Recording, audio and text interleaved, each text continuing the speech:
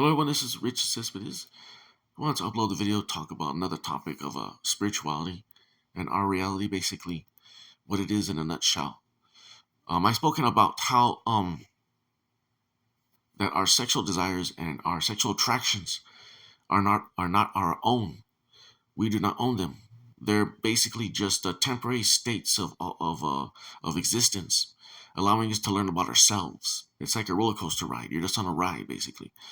And I wanted to also and to connect that with something else as well, something we don't own also is our own personality and our character. Our own personality and character is something that we don't really own. It's something that again is a roller coaster ride. It's a meant we ride it while we're alive. We're riding it, and it's a temporary state of our existence to teach us about ourselves or teach us or you know to give us experience basically. If you go back into the afterlife after you're dead, if you feel like you learned something, then you learn something. But it's up to you. Every spirit's different. But basically, yeah, our character and own personality, we don't really own that. Just as our sexual attraction is something that we do not own. Now, this is not something that bad or negative. It's just the reality of what is occurring.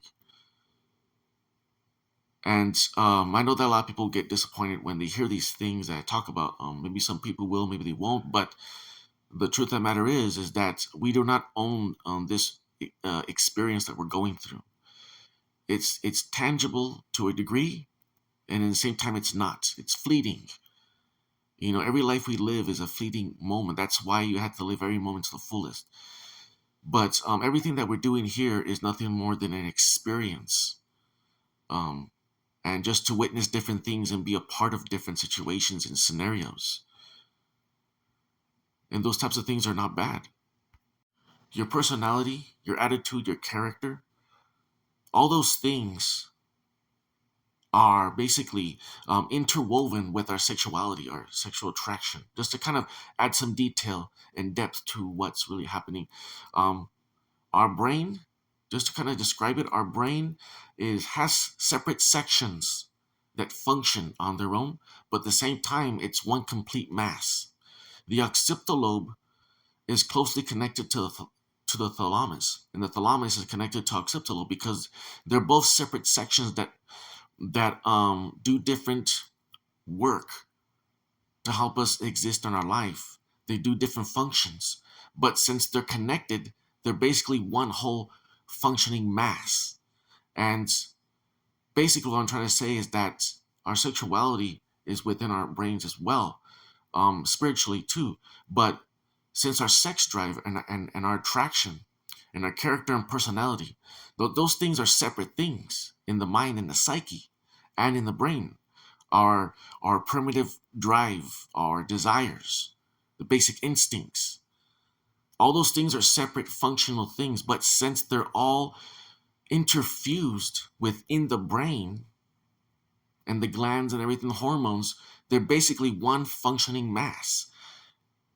It's the brain and the body has separate functioning parts to keep us alive, and they do different things, but since they're melded together by the flesh, they're basically one functioning thing.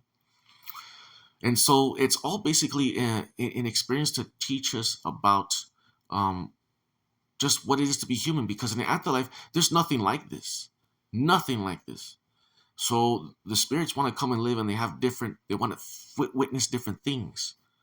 The best thing to do is to not take things too seriously and to just enjoy our time here and to try to treat ourselves well and treat others well as well.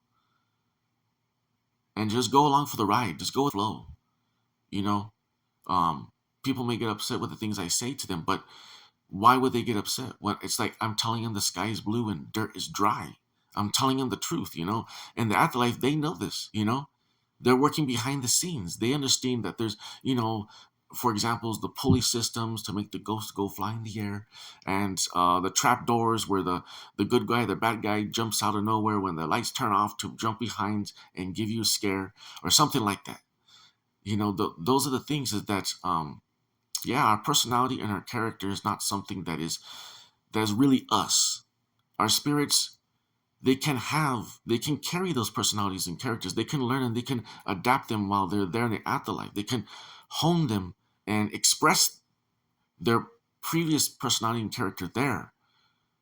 But our character and personality is nothing more than a utilized tool in order for us to learn or experience how it is to interact, communicate, get along, have anger, have emotions, have disappointments, determination, passion. You know, all those types of things. It's just a tool, a fleeting tool that is only here for a brief moment. You know, and our sexual attraction is also like that too. It's something that is just a brief tool for a brief moment in time. Because in afterlife, there is no sex there. And you don't need to be particularly clever or have personality or character in afterlife. It's needed here because, again, we create our own restrictions through the human life, boundaries to shame people. Well, why isn't your friend talking? You know, my friend is more happy. He talks more. He makes me laugh. He has better personality and character than your friend. Things like that, silly things like that. They don't really matter. It's all temporary. So, like I said, I just wanted to just kind of put that out there. We're living in a temporary state of existence, an alternate reality. The spirits, they can't get enough of it. We can't get enough of it.